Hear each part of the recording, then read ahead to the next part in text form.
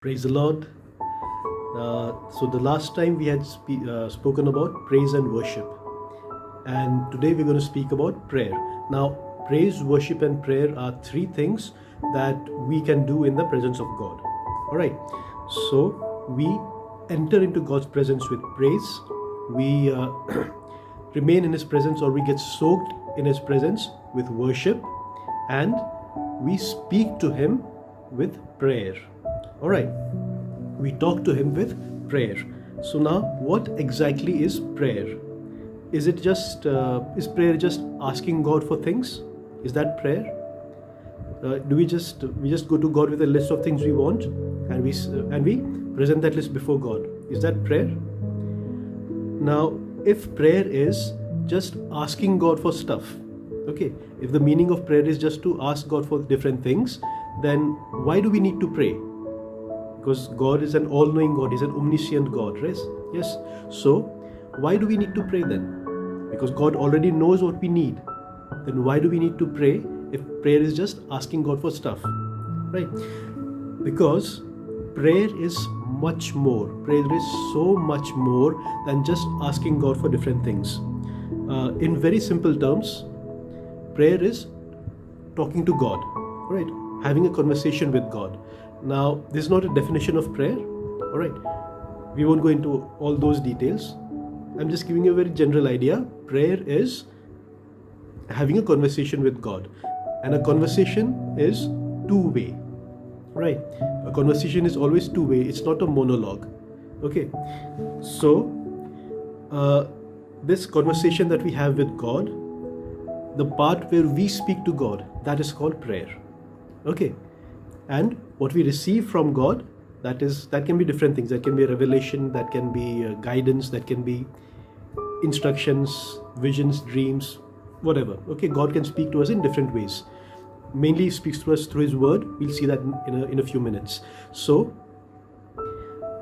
the part of the conversation with God where we speak to God, that is called prayer.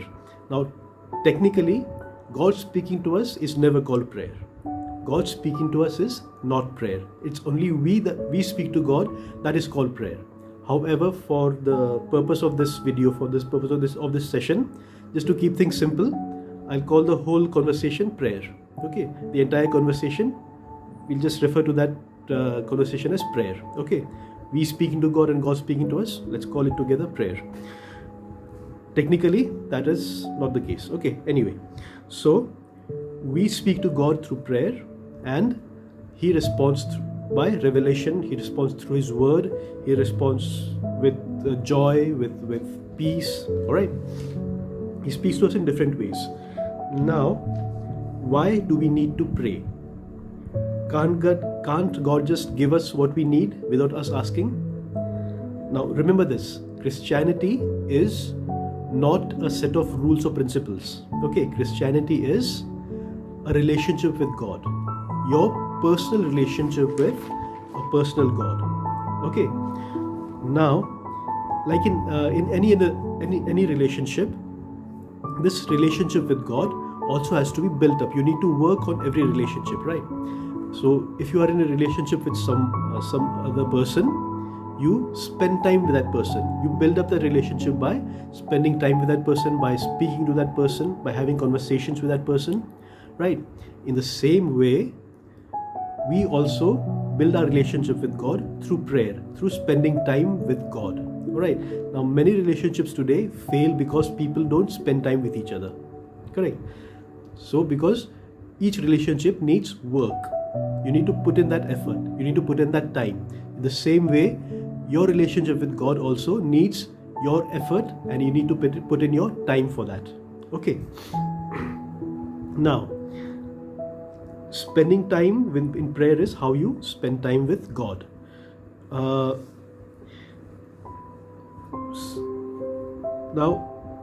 we are talking about why we need to pray, right? One reason is that we just saw, it is to build up our relationship with God. So, prayer is not just asking God for stuff, but it is building up your relationship with Him. Now, for example, suppose there's a couple, there's a husband and wife, okay? Whenever the husband comes home from out, his wife comes to him with a list of things that she wants. Okay, that's the only conversation that they have. All right, that wife just talks about what she wants, and husband is expected to give her those things. All right, that's the only conversation that they have. What kind of relationship is this? It's a very unhealthy relationship, right? Human beings are not supposed to have these kinds of relationships. So, in the same way, your relationship with God is also not just you going to God with a list of demands. All right. So, does this mean that we should not ask God for things? No. God expects us to ask Him for things. In fact, He wants us to ask Him for things. As the Lord Jesus Christ said in John chapter 14 verse 13, He said, "And whatever you ask in my name, that I will do, that the Father may be glorified." So, the Heavenly Father is glorified when we ask Him for things in the name of our Lord Jesus Christ. Alright. And the Lord Jesus further said, "If you ask anything in my name, I will do it." This is His promise. If we ask anything in His name, He will do it for us. So the Lord Jesus clearly wants us to ask Him for things. He says that the Father is glorified in answering our prayers. Okay. But this does not mean that we should limit ourselves to just those kind of prayers, asking for things. Okay. Now, for example, let's say there's a rich father. Okay. There's a rich man, and he's a good father. All right. So his children come to him. His small children, they come to him and they ask him for things. All right. So will he deny those children those things? No. He's a good father, and he has the resources to give them the best. So because he's a good father and he has the resources, he will give them nothing but the best. All right. But even more than giving them good things, now he likes giving them good things, right? But even more than that, he likes spending time with his children. He likes to build the relationship with his children. Okay, giving them good things is secondary for him. What is more important for him is building up the relationship with his children.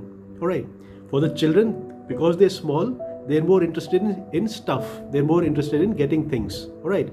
But without their realizing it, they're spending more time with their father. They're building up a healthy relationship with the father. All right. So now, as the Lord Jesus Christ said, if you, being evil, know how to give good gifts, how much more will your Heavenly Father give you good things? All right. Remember, the Lord Jesus Christ delights in your prosperity. Okay. The Lord Jesus Christ, God, wants to give you good things. He delights in giving you good things. Now, many times we behave as if we want to change God's mind through our prayers. All right. We think that God is very unwilling to give us good things. Right. We think that God is unwilling to bless us. All right. So what we need to do is we need to go and say long prayers. We need to spend a lot of time in meditation and make long prayers just to make God change His mind for us. All right. That is completely wrong. That is not what prayer is, and that is not how our God is also. All right. Prayer is not trying to change the mind of an unwilling God.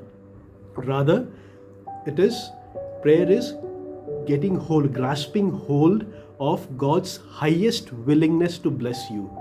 God wants to bless you. He wants to give you the best. He wants you to have the best. He wants you to be the best.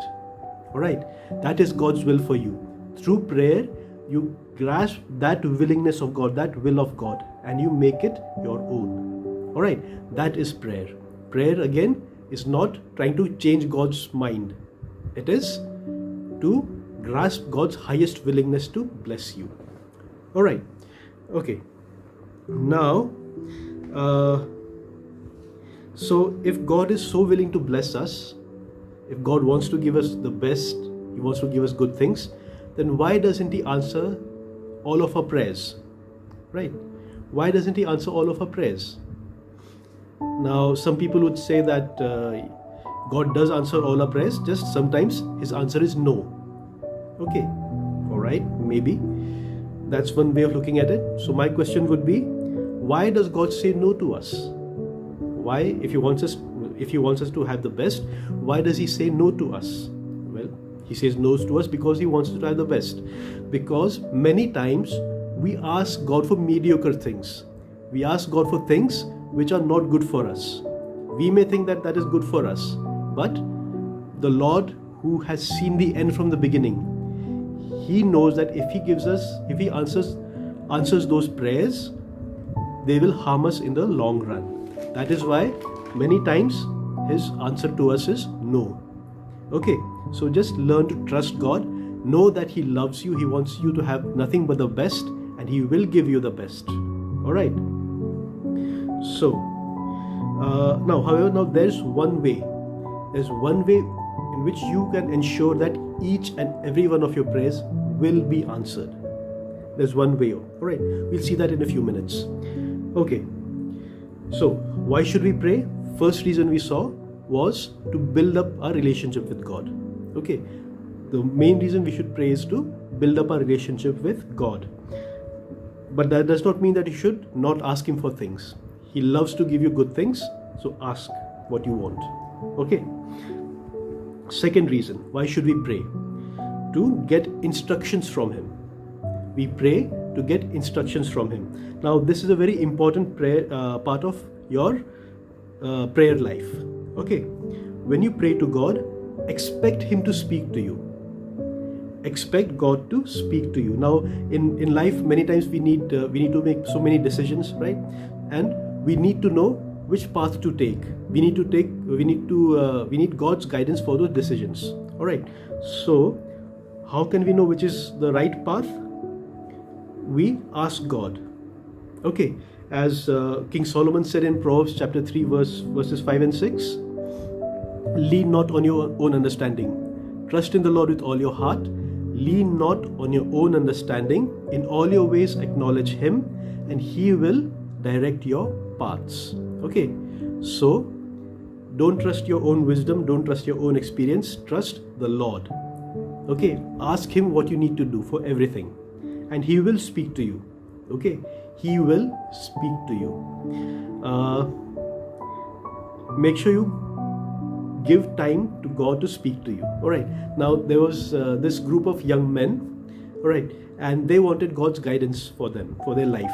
Alright, so what they did was they decided, all of us need guidance, so let's just get together every morning for prayer before we leave for work. We'll ask God to guide us. So that's what they did. Every morning before leaving for work, they would gather together in a room and they would start praying. They would ask for God's guidance.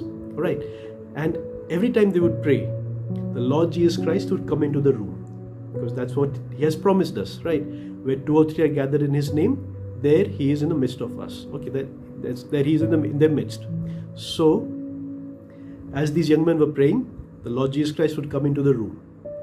Of course, they couldn't see Him naturally. Okay, they could not see Him, and so they would say, "Lord, please guide us, speak to us." And as soon as the Lord Jesus Christ opened His mouth to say something, they would say, "In Jesus' name, Amen," and they would leave the room. Okay, and the Lord Jesus would be like, "Okay, I just wanted to speak to you." Then before He could speak anything, they were gone. So, when you pray, when you ask God for guidance, make sure you make the time to listen to God. Okay, don't let it be a monologue. Alright. So, how does God speak to you then? Let's say you prayed, you make time to listen to God. So how does God speak to you? How will God speak? First, mainly He will speak to you through His word, through the Holy Scriptures. Alright, so that is why you need to make sure that you read the word of God every day. Okay, regularly read the Bible. Okay, understand it, because that is how God will speak to you. That's the main way that God will speak to you. Now, for example, many years ago when I was much younger, there was some girl that I liked, and I wanted God's guidance whether or not I should pursue a relationship with this girl. So I was praying, and the Lord led me to Songs of Solomon. There's a verse which says, Do not rouse up love before it so desires. Do not rouse up love before it so desires. So basically, what that verse is saying is that don't be in a hurry to fall in love. Okay, especially for youngsters, don't be in a hurry to fall in love. That was for me at that point in time. All right, so I wanted God's guidance. So the Lord told me, just stay back. This is not the time for you. This is not the right time for you to get into any relationship. Okay, so the Lord, when you pray to God for guidance, He will speak to you mainly through His word. Okay, for that you need to read the word of God. Okay, next, the Lord will speak to you through dreams and visions as well. All right, for example, my mother told me this story, okay, or this incident rather, and when she was a young student, she had to leave her house and go to another city for her studies. All right, and this was the first time that she was going to a big city in the plains, and she was quite apprehensive and anxious about it because everything would be completely new there. So sometime before she had to leave for the other city, she had a dream, and in the dream she saw herself walking through a gate into what looked like a college campus or a hostel campus, and in the dream she saw her classrooms, she saw the entire hostel, okay, where she would be staying and everything. So she woke up, and when she actually went there to that city, to her hostel and to her college, everything was exactly the way she had dreamt.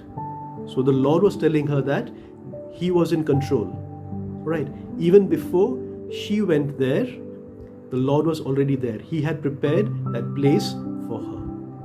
Okay, so that was God's assurance. So God will speak to you through dreams and through visions. All right.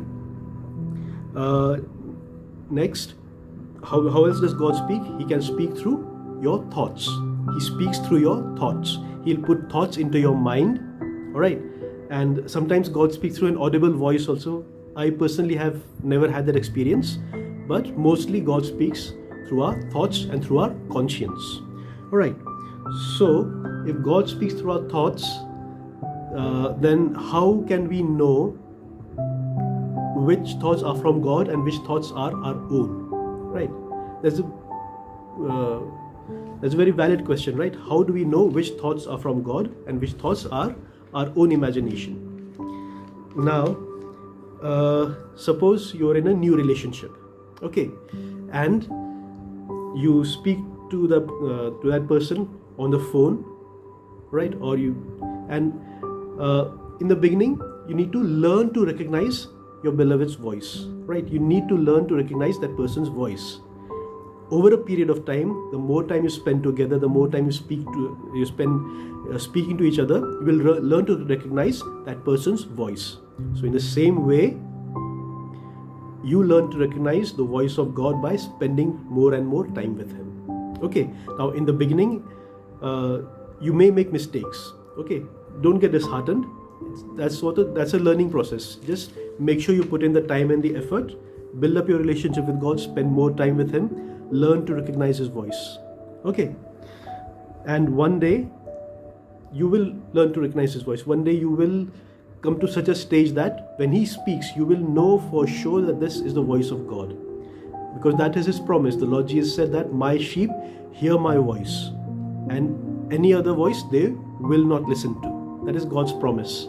So put in the effort, put in the time, learn to recognize the voice of God, and you will know what is from God and what is not from Him. All right. Okay. And one day in the future, someday in the future, you will hear His voice calling you up to Him. And if by then you have not learned to recognize His voice, well, that's tough. Okay, anyway. Learn to distinguish God's voice from your own voice, from your own thoughts or voice. All right. Now, sometimes in your prayer, even during your prayer time, the enemy will come in and try to invade your prayers, and he will try to put his thoughts into your mind. Okay. So how do we how do we protect ourselves from that? How do we discern? How do we find out whether the thoughts that we are having, they are from God or from the enemy? All right. So in other words, how do you know that the voice that you're listening to, is it God's voice or is it the voice of the devil? Okay. So in 1 John chapter 4 verse 2, the Apostle John says that test every spirit. Okay, test every spirit, and every spirit that confesses that Jesus Christ is come in the flesh is from God, and every spirit that does not confess that Jesus Christ is come in the flesh is not from God. So in other words, when you're praying, or in general, whenever you hear a voice or you have thoughts, okay, and the Holy Spirit will put a check in your spirit, you will know that something is not right here. Okay, whenever that happens, what you do is you speak to whoever is putting those thoughts in your mind. What you do is you say, in the name of our Lord Jesus Christ, I charge you, tell me who you are. Okay, or you can say, in the name of our Lord Jesus Christ, tell me, has the Lord Jesus come in the flesh? Has the Lord Jesus come in the flesh? Has he died for my sins? And has he risen again? This is what you ask. Now, most devils will never confess that. Okay, they will either be silent or they will simply say no. All right, that is when you know that the voice that you're hearing is not from God. So what do you do at that time? You will say, you will rebuke in the name of the Lord Jesus Christ, and you will cast that devil away from you. Okay, what you do is you say, in the name of Jesus, I rebuke you. I pour the blood of Jesus on you, and I command you to leave right now. Why? By the blood of Jesus, because as we had seen earlier in the previous sessions, that the blood of Jesus is like burning acid for an unclean spirit. Okay. All right. So this is how you discern whether the voice you're hearing is from God or from your own mind or from the enemy. All right. So, and with time you will learn to recognize God's voice. So don't worry. Just put in the time, put in the effort. You'll have fun. Trust me, it's a lot of fun. All right. So this is how we learn to listen to God's voice. And now we're still looking at what are the reasons to pray. First reason to pray was to build up your relationship with God. Second, to get His guidance, to get instructions from Him. Third reason to pray is that prayer is your direct connection to heaven. Okay, prayer is your direct connection to heaven. Now, there's an old song that says, you may speak to Jesus on a royal telephone. Okay, it's like a royal telephone. It's like a hotline. You just pick up the phone. You don't even have to dial the number. You directly speak to the person on the other line, or on the other end of the line. All right. So prayer is like your hotline directly to the throne of God. Okay. It cuts through all the nonsense of this world, and it establishes direct connection to God. Now, this happened maybe a year or two ago. One night I think I just woke up from the sleep, and it must be around 2 a.m. or something, around the 2:30 a.m. And the Lord Jesus, the Holy Spirit told me to get up and go into the balcony. So I did that. I went up to the balcony and I looked up. And in the sky, I saw a vision at that time. In the sky, I saw that the whole sky was filled with all strange looking spirits, basically. They were unclean spirits who were swirling about the whole sky. All right. And I remember looking up and I said, oh, that looks interesting. And the Spirit told me, start praying. So I started praying in tongues, and immediately I saw some fire coming from within me and all around me. And that fire, it turned into a pillar of fire, a pillar or a tunnel of fire. All right. It went up straight from where I was standing, right up to the heavens. And as soon as it reached the sky, all the unclean spirits, they just scattered away from that fire. And then I heard the Lord say to me that, my son, every time my children pray to me, a tunnel of fire like this is established between them and heaven. So every time you pray in the name of Jesus Christ, a tunnel of fire, a pillar of fire is established between you and heaven. Alright. So that is why Saint Paul encourages us to pray without ceasing. That is, pray continuously. He says that in 1 Thessalonians 5:17. He says, pray without ceasing. So make sure that that tower of fire or the pillar of fire, the pillar of light between you and heaven is maintained continuously. Alright. So now this is what we call walking under an open heaven. Because when you have that pillar of fire, that tunnel of fire between you and heaven continuously, you are walking under an open heaven. You have a direct connection to heaven. Alright. Nothing can interfere at that time. Alright. So, how do we pray continuously? Now, we'll see that in a few minutes. Okay. So, before that, we'll see what are the different kinds of prayers. Okay. Now, if you ask a theologian or you ask some scholar, they'll probably give you 10 different types of prayers or 100 different types of prayers. I'm not going to do that. This is just my classification. This is how I classify prayers. Prayers are of 3 types. Okay. First is a secret prayer. Second is a common or casual prayer. And third is a public prayer. Alright. So, first, secret prayer. Now, this secret prayer is the most important type of prayer. Alright. This is your lifeline. It is your direct connection to God. Now, this is the kind of prayer that I have been talking about so far. Okay. So, secret prayer is where you are built up. Secret prayer, that is prayer in your secret place, is where you are built up. That is where you will find strategies. That is where you will receive strategies and instructions from God. Alright, so that is secret prayer. Now, the Lord Jesus Christ said that when you pray, go into your closet, shut the door behind you, and then pray. And then your Father in heaven, who sees you praying in secret, will reward you openly. I cannot overemphasize the importance of secret prayer. This is your lifeline, like I said. This is, you cannot do without secret prayer. Okay? Secret prayer is what? It's just you and God. Nobody else. No interference, no disturbances, just you and God. Okay? So, you enter into God's presence with worship, with praise. You soak yourself in His presence with worship, and you speak to Him by prayer. Now, you don't always have to follow this sequence of praise, worship, and prayer. In fact, once you start praying in the secret place, okay, there's praise, worship, prayer. They're all mixed up together. Okay, and when I'm in the secret place, when I'm praying, okay, it's when I'm praying alone, it's very rare for me to sit in one place and pray. Okay, I constantly need to move about. I cannot sit in one place and pray when I'm in the secret place. I have to move about. Okay, and it's where I receive revelation. It's where I receive instructions. It's where my relationship with God is built up. It's where I get to know Him. All right, and it's a lot of fun.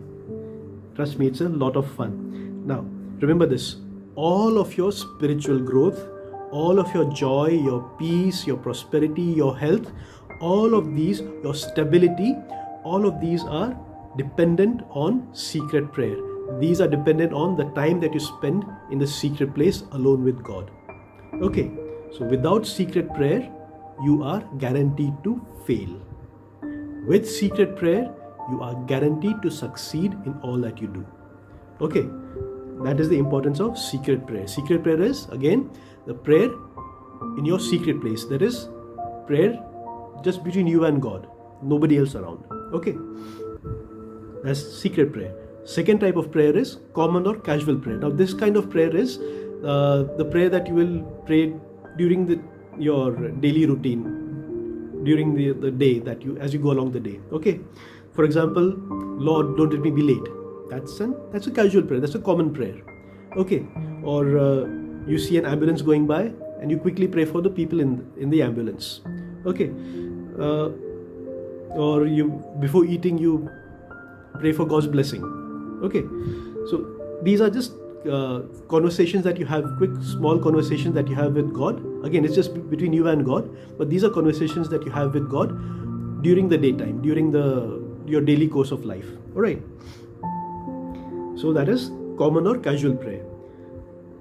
The third type of prayer is public prayer. Now, what I'm about to say, these are just guidelines. Okay, the next few things that I'm saying are just guidelines. If you follow them if you want to, if not, it's okay. So, as a general principle, keep your public prayers short. Okay, keep your public prayers short. The maximum length of Jesus's public prayers was 2 lines. Okay, whenever the Lord Jesus Christ prayed in public, at least the prayers that are recorded, his public prayers that are recorded, the maximum length was 2 lines. Okay, but he spent a lot of time in secret prayer. He would pray in secret. He would pray alone for hours together. He would pray whole night. But in public, he would pray very short prayers. Why was that? Because he spent so much time in the secret place. He spent so much time in secret prayer that he was already built up with authority, with the Spirit. So when he went out and prayed in public, in 1 line prayer was more than enough. All right. So, and always remember, when you're praying in public, you're praying to God. You're not praying to impress people with your big words. You're praying to God alone. All right. So again, this is just a guideline. Okay. Keep your public prayers short. Okay. It's not a hard and fast rule that you have to follow. Now, how should we pray? Okay. Again, these are some more guidelines. How should we pray? Start again with praise. Okay, start with praise and thanksgiving. So why do we need to start with praise and thanksgiving? Because first of all, it builds an attitude of humility. It builds an attitude of thankfulness. So when we have that attitude, your spirit and your soul become ready to receive from God. It is easier for you to hear God. It is easier for you to receive from God. Okay, it's like saying hello to God. Okay, when you meet a person, no matter how well you know them, the first thing you say is hello or hi or something like that. Correct? It's a greeting. So when you pray to God, we start with thanksgiving and praise.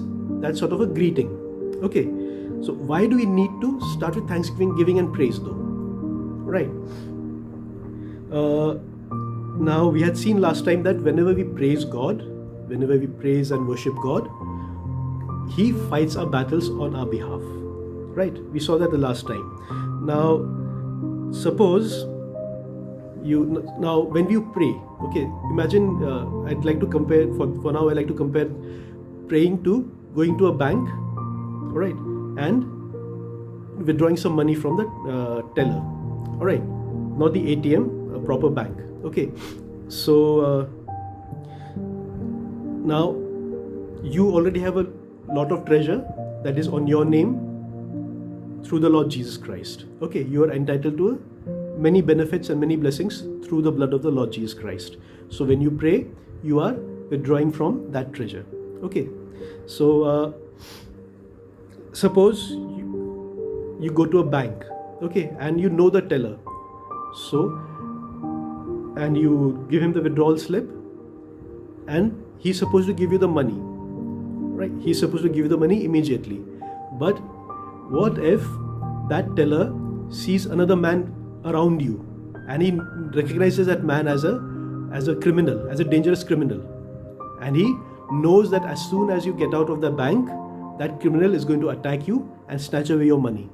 So what does the teller do? He will engage in a conversation with you, and in the meantime he will make arrangements to get rid of that criminal. Alright.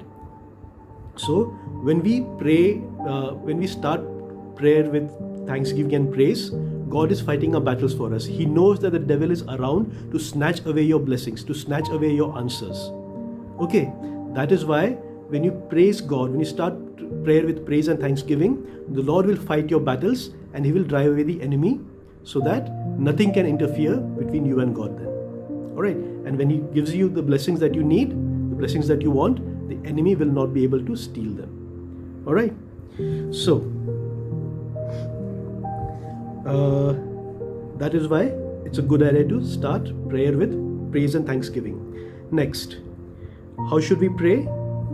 First was start with praise and thanksgiving. Second, pray by the word of God, or pray using the word of God.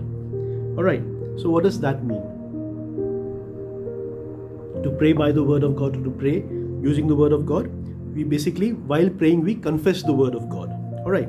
We confess scriptures in our prayers. For example, if you're not well, you say, I thank you, Lord, for by your stripes I was healed. All right. Or if you need to repent of sins, you'll say, I thank you, Lord, that my sins are forgiven because of your sacrifice. And as you have said, that if we confess our sins, you are faithful and just to forgive us of all iniquity. Okay, so when you pray using the word of God. You pray using scriptures. All right.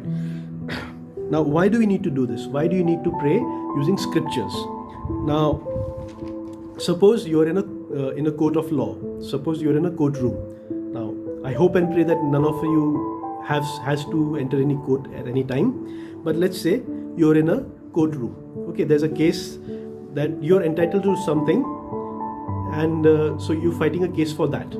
Right. So what your lawyer will do is, he will stand before the judge, and he won't make an argument based on emotions.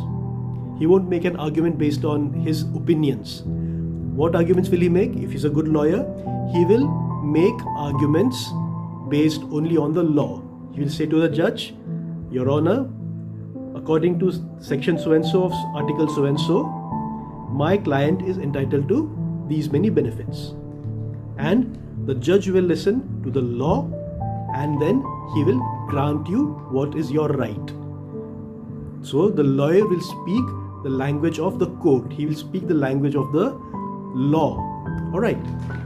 So in the same way, when you pray according to the word of God, when you pray according to scriptures, you are speaking not by emotions, you are speaking the language of heaven. You are speaking the language of the law of heaven. All right. So God will listen to you. Just like the judge has to listen to the law, God will listen to the word that you're speaking, because that is His word. Okay. So the Lord Jesus Christ said in John 15:7, if you abide in me and my words abide in you, then you will ask whatever you desire, and I will do it for you. It shall be done for you. All right. This is God's promise. This is the promise of the Lord Jesus Christ. So how do you make sure that all of your prayers are answered? That each answer you get is a positive answer to your prayer? First, abide in the Lord Jesus Christ. Live in the Lord Jesus Christ. Build up a relationship with Him in such a way that you are living in Him. All right. Be in continuous contact with Him. Okay, we'll see how we can do that in practical life. Okay. Next, let His words abide in you. Memorize the scriptures. Understand the scriptures. Live by the scriptures. All right. So, what happens then? The more time you spend with God, the more you live by the scriptures, you will be transformed. Okay? It is you who will be transformed. You will be transformed more and more into the likeness of Jesus Christ. And when that happens, whatever you pray, that will be according to God's will, and He will answer immediately. Okay? So, because at that stage you will stop praying for silliness. You will stop praying for silly, stupid things which are not good for you. You will pray only for those things which are according to God's will. And God's will for you is the best, so you will immediately receive whatever you're praying for. If you abide in Him and His words abide in you. Alright, so pray by the word of God. Alright, pray by the word of God, live by the word of God. Next, how should we pray? We should pray in the Spirit. Okay, pray in the Spirit. Now, praying in the Spirit, one way of praying in the Spirit is praying in tongues. Very simple. Okay, but praying in the Spirit is much more than just praying in tongues. Praying in the Spirit means praying according to the Spirit of God, praying by the guidance of the Holy Spirit. All right. So the Holy Spirit will guide you what to pray for. The Holy Spirit will also guide you what not to pray for. Okay. Now, for example, I've had this experience many times. When you're praying for someone, okay, suppose you're praying for some person that you don't know anything about. All you know is that person's name, and you're praying for that person. So how do you pray? Start like this: Lord, I pray to you for so and so, whatever that person's name is. Okay, right. So you pray for that person. You say, Lord, I pray that you would bless them mightily, and then you say, Lord, guide me about what I should pray. Okay, and then you continue praying. Pray that the Lord will bless that person mightily. Pray for God's protection, and in a few seconds, if it is God's will, He will put words in your mouth. You will find yourself praying for things that don't make sense to you. Okay, this is the Holy Spirit who knows what that person needs, and you will pray. He will tell you to pray accordingly. Okay, and at other times, the Lord will, when you're praying for something, you're praying for some person, He will stop you about praying for certain topics. Okay, for example, many years ago, there was this lady that I knew. Okay, and so she was much older than me, and I thought, okay, she's a good lady. She should get married soon. All right, because she was so that's what I started praying for her. Okay, so I started the prayer in normal way, that Lord bless her in every way and everything, all that. And as soon as I started praying for her marriage, that God would give her a good husband, in the spirit I sensed that God was doing this. God was doing this. It was as if my prayers were going into darkness and nobody was listening to that prayer. So I stopped praying. I prayed a general prayer again for blessings and everything.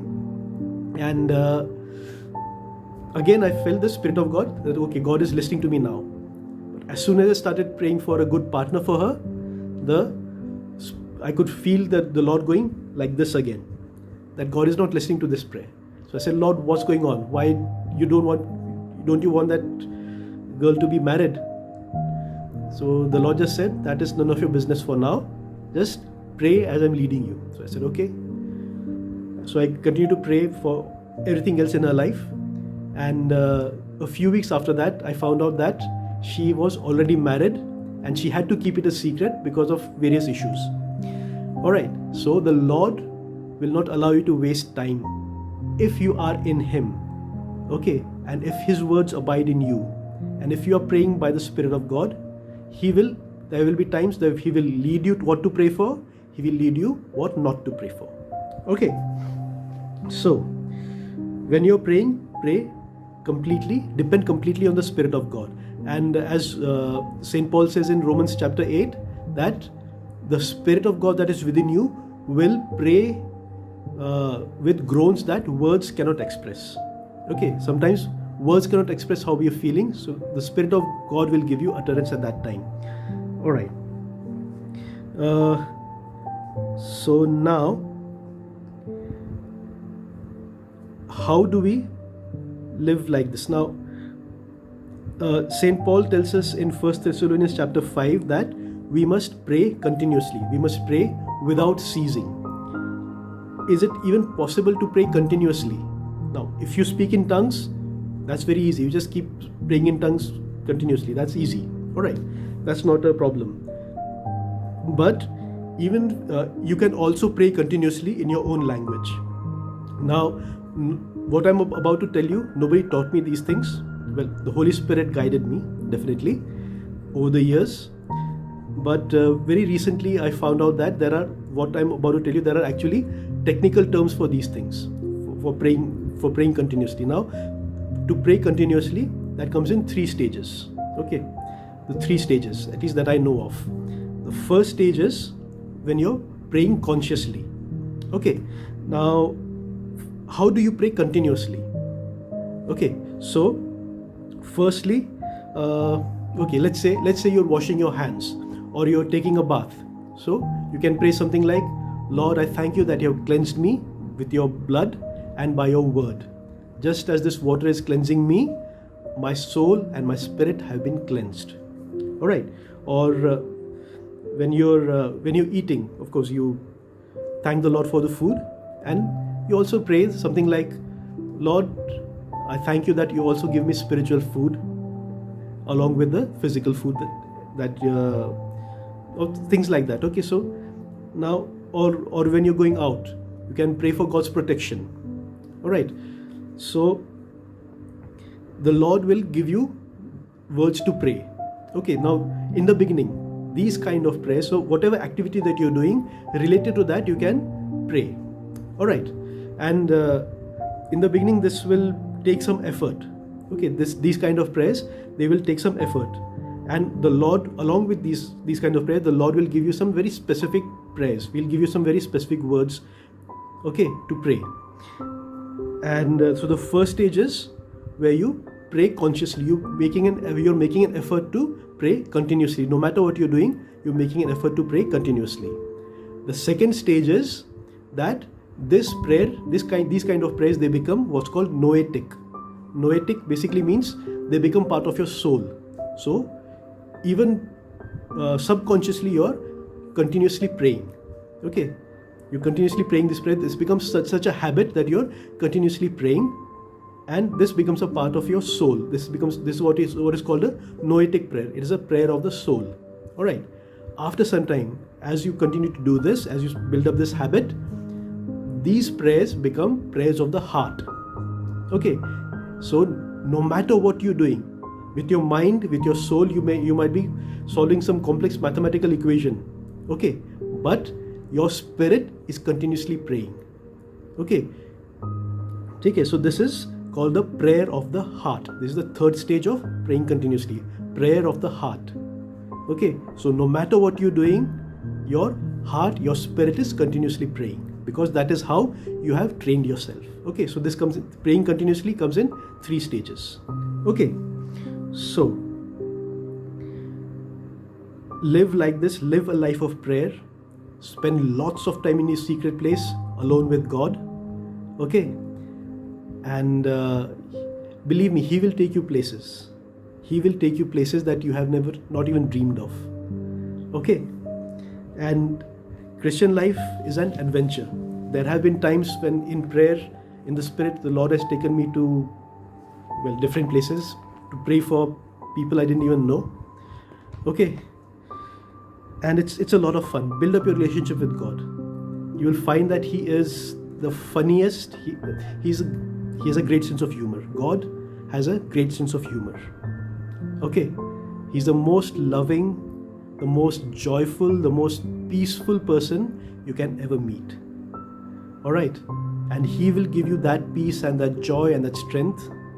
And then He will change you in ways that you need to change. Okay. Okay. So increase in prayer. Never shy away from praying. And remember that God is pleased to answer your prayers. God wants to answer your prayers. He wants to give you the best. So, like St. Paul, I say, rejoice evermore, pray without ceasing, in everything give thanks, for this is the will of God concerning you in Christ Jesus. God bless you.